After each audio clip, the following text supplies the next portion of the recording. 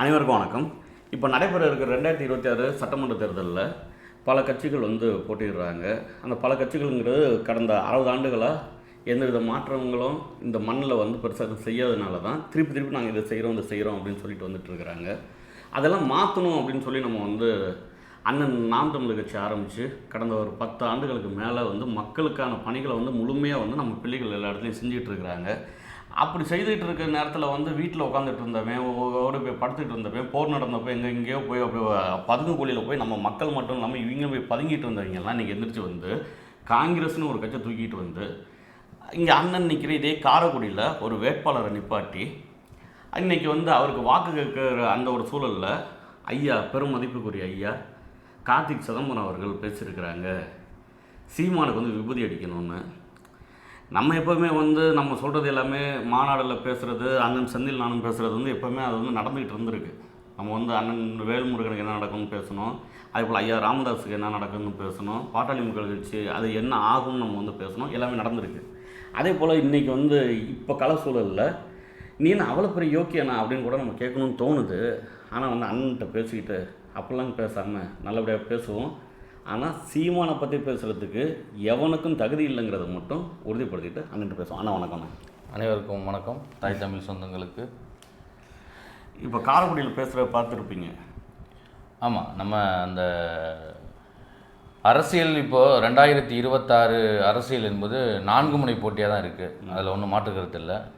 4 முனை போட்டிங்கிறத விட இருமுனை போட்டின்னு தான் சொல்லணும். ஆமாம், 2 முனை போட்டிங்கிறத நம்ம ஏன் 2 முனை போட்டின்னு சொல்லணும்னா, திராவிட கட்சிகள் எல்லாம் ஒரு பக்கம், தமிழ் தேசியம் ஒரு பக்கம். அது தமிழ் தேசியம்னா அண்ணன் சீமான், அந்த பக்கம் எல்லாமே திராவிட கட்சிகள் சேர்ந்து ஒரு சில கூட்டணிகளை வச்சு மூணு பேராக நிற்கிறாங்க.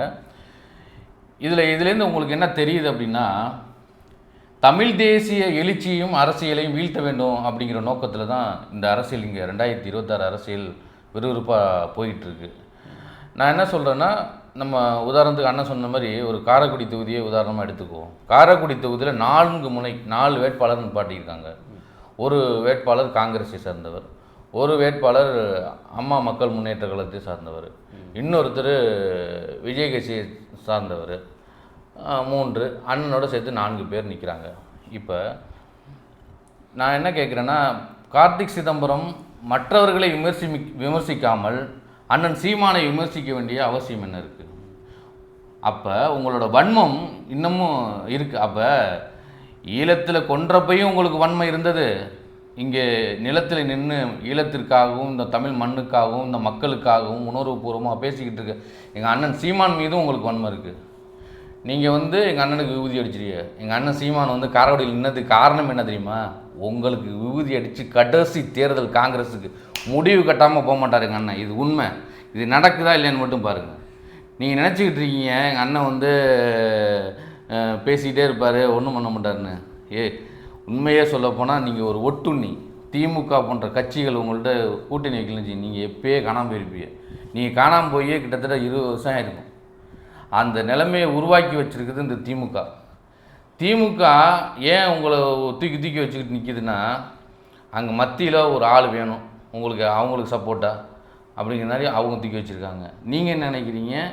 நமக்கு தமிழ்நாட்டில் ஒரு சப்போர்ட் வேணும்னு திமுக தூக்கி வச்சுட்டாருங்க.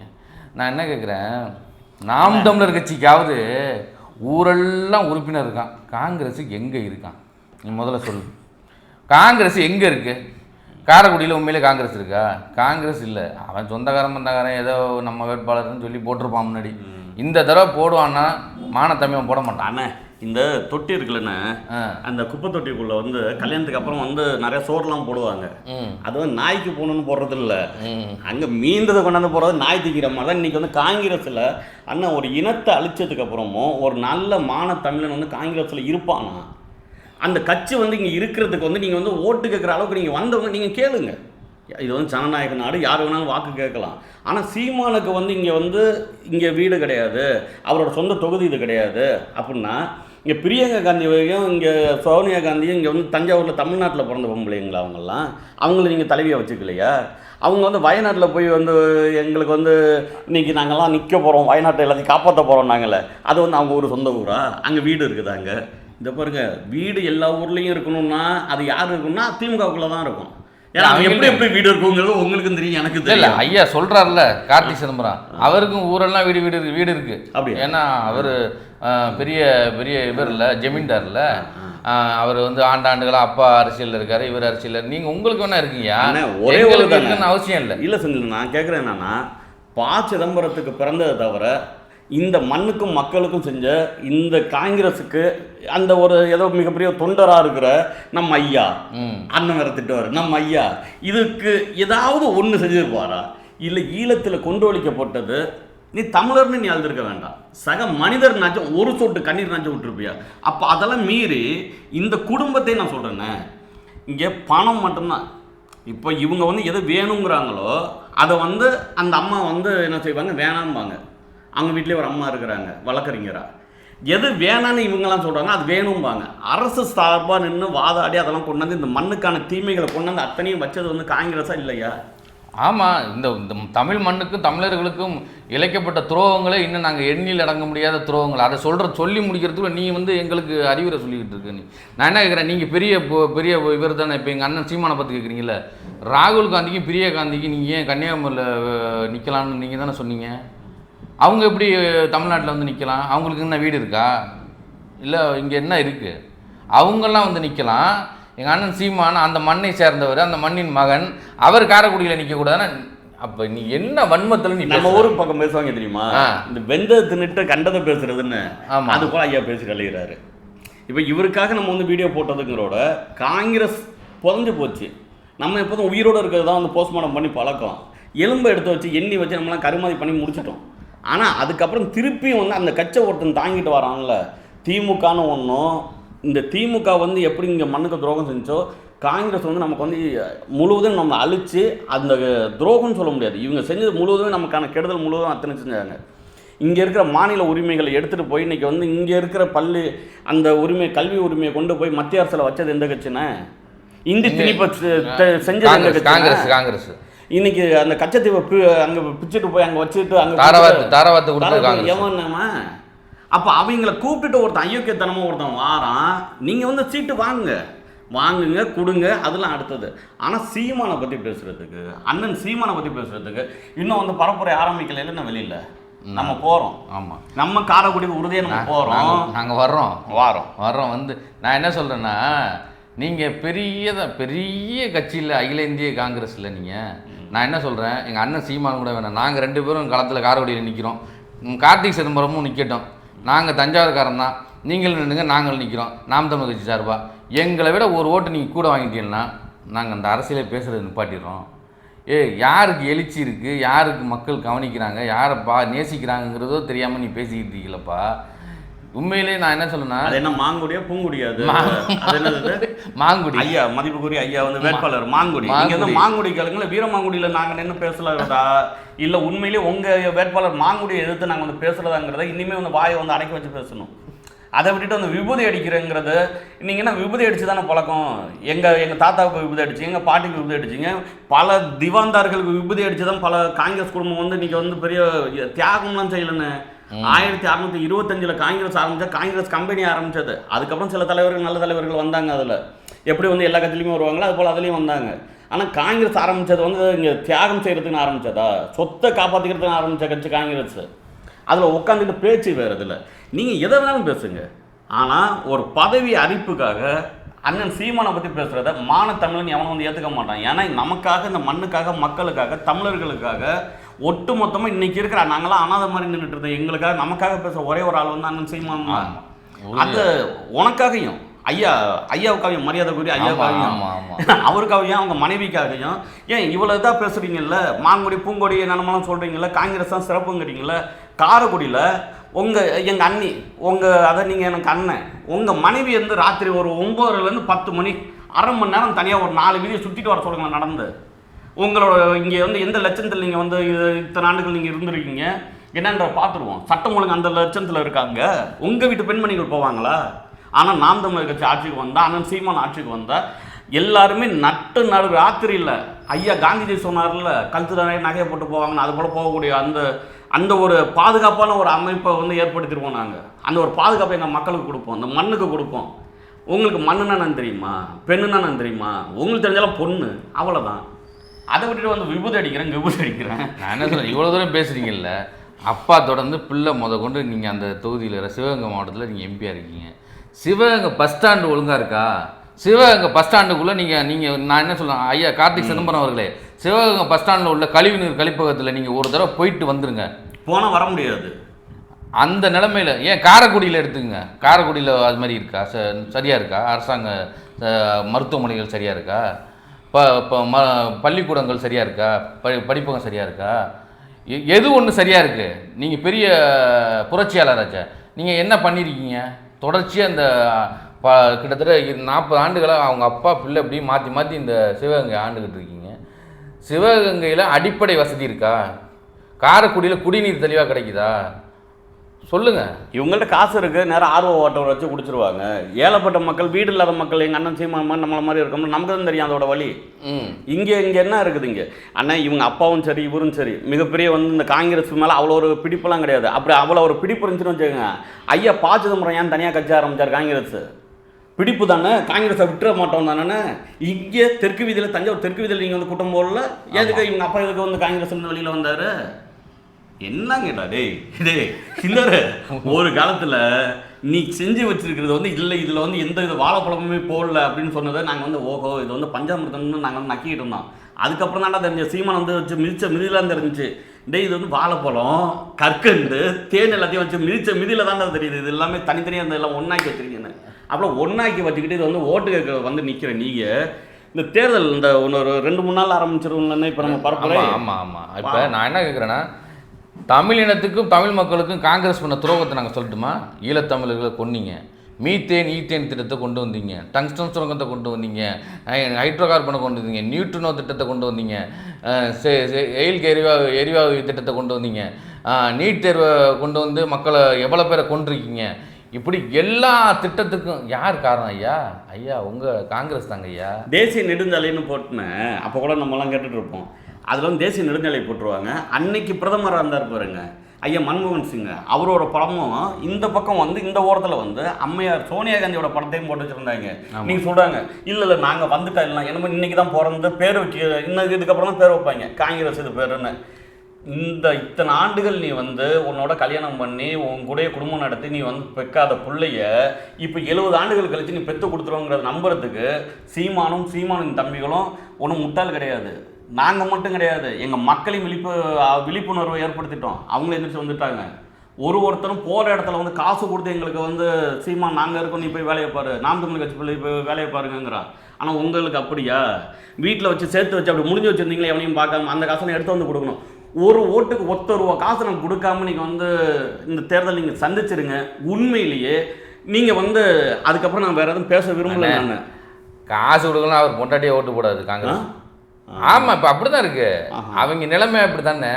காசு கொடுக்கலாம், சொந்த பொண்டாட்டி பிள்ளைகளே ஓட்டு போடாது அந்த கட்சி. அந்த நிலைமை தான் அது. காங்கிரஸுக்கு மட்டும் இல்லை, திமுகவும் இருக்குது. திமுகவுக்குமே அந்த நிலைமையில தான் இருக்குது. நீங்கள் இப்போ என்ன போய் கேளுங்க, காசு கொடுத்தாதான் அப்படிங்கிற நிலைமையை உருவாக்கி. நம்ம தஞ்சாவூர் துரை சந்திரசேகரன் இருக்கார்ல, ஆமாம், அவர் வந்து இந்த ஒரு 5 தடவை வந்து ஜெயிச்சிட்டாப்ல தொடர்ந்து திமுகவில். நம்ம ஐயா உண்மையிலே ஒரு நல்ல நடிகர். நம்ம ஐயா வந்து சிவாஜி கணேசன் நல்ல மனிதர். அவரை தோக்கடிச்சு தான் முதல் தேர்தலில் ஜெயிச்சாப்புல. தொடர்ந்து ஜெயிச்சப்பெல்லாம் அவருக்கு வந்து அமைச்சர் சீட்டு தரல. இன்னைக்கு நடந்துச்சு, கீழே நின்று கத்துறாங்க வந்து அமைச்சர் நீங்கள் வந்து ஜெயிக்கணும், நீங்கள் வந்து அமைச்சர் சீட்டு தருவீங்களா அப்படின்னு கேட்டு. அதுக்கு வந்து எங்கள் அண்ணன் நம்ம புரட்சியாளர் இருக்கார்ல உதயநிதி ஸ்டாலின் அவர்கள் பல லட்சம், ஆமாம் சேகுவேரா, சேப்பாக்கத்தின் சேகுவேரா, பல லட்சம் வாக்கு வித்தியாசத்தில் ஜெயிச்சார். அவர் என்ன செய்கிறாரு, 1 லட்சம் வாக்குல வித்தியாசத்தில் ஜெயிக்க வச்சிருக்கீங்களா? ஏன்னா இவர் வந்து 1 லட்சம் வாக்குல வித்தியாசத்தில் ஜெயிச்சு தான் துணை முதலமைச்சர் ஆனாரு.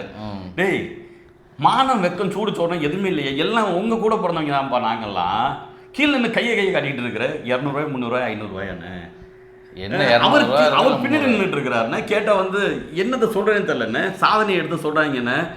அண்ணே நம்ம எந்த ஊருக்கு தானே போகிறது, இப்போ அடுத்தது திருவேர் வேற போகணும்னு, என்ன எந்தெந்த ஊருக்கு தான் போகிறது? இல்லை நான் என்ன கேட்குறேன்னா துரை சந்திரசேகரனுக்கு இல்லாத தகுதி, இந்த கட்சிக்காக பல ஆண்டுகளாக உழைச்சிக்கிட்டு இருக்க துரை சந்திரசேகரனுக்கு இல்லாத தகுதி உதயநிதிக்கு எப்படி வந்துச்சு இந்த கேள்வி யார் கேட்கறது?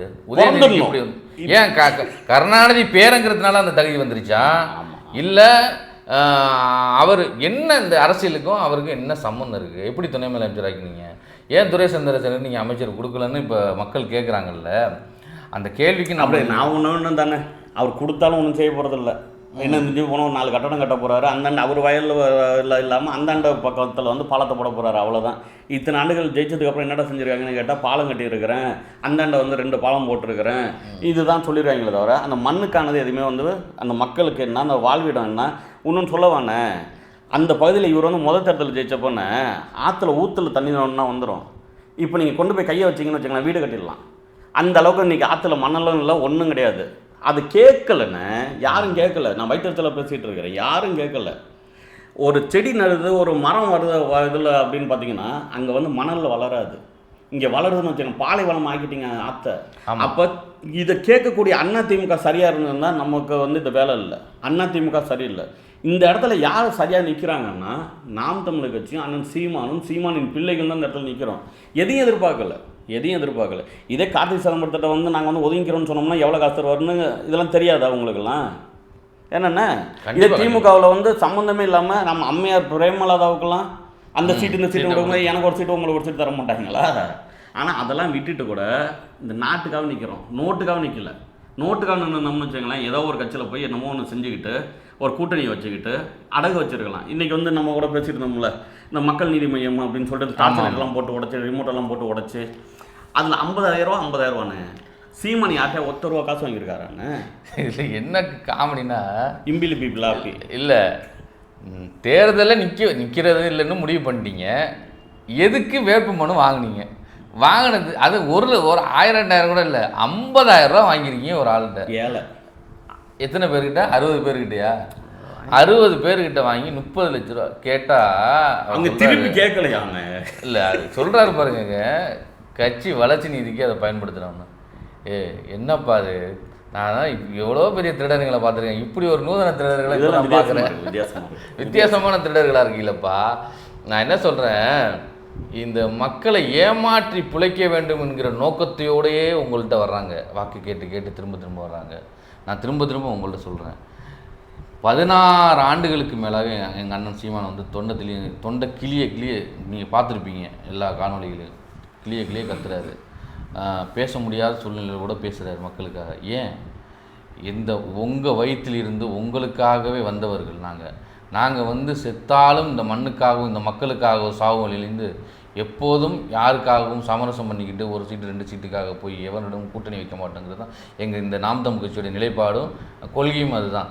அதனால் நாங்கள் என்ன சொல்கிறோன்னா, உங்களை ஏமாற்ற நினைப்பவனுக்கு நீங்கள் ஓட்டளிக்க போறீங்களா, இல்லை உங்களை வாழ வைக்கணும், இந்த மக்களையும் இந்த மண்ணையும் ஆரோக்கியமான ஒரு வாழ்க்கையை வாழ வைக்கணும், மக்களுக்காகவே வாழணும்னு நினைக்கிற ஒரு தலைவனுக்கு ஓட்டு போட போறீங்களா?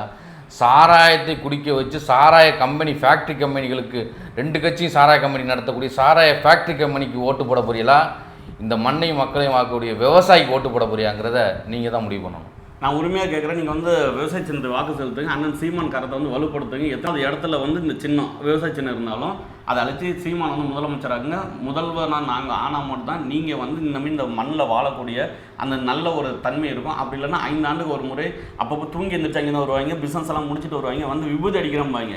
ஒரு நல்ல இடத்துல ஒரு தமிழ் மகன் வந்து மக்களுக்காக நிற்கிறவன்ட்ட ஒருத்தன் இப்படி பேசிட்டு அந்த இடத்துல நிற்க முடியுது அப்படின்னு பார்த்தா அது வந்து மிகப்பெரிய ஒரு கேவலமாக இருக்குது.